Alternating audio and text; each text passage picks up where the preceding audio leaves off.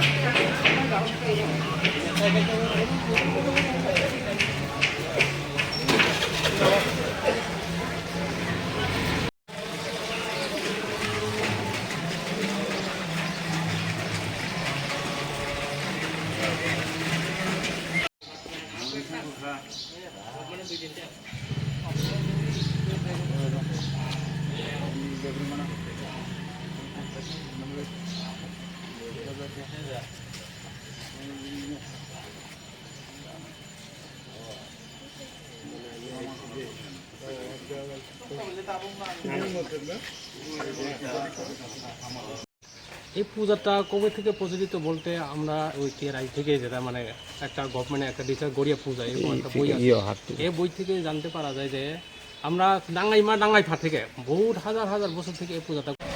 Actually এটা আমাদের জনজাতিরার একটা মানে অনুষ্ঠান এবং বছর প্রথম থেকে এটা অনুষ্ঠান শুরু হয়। মূলত 1 তারিখ থেকে হয়, বৈশাখ পূজা থেকে।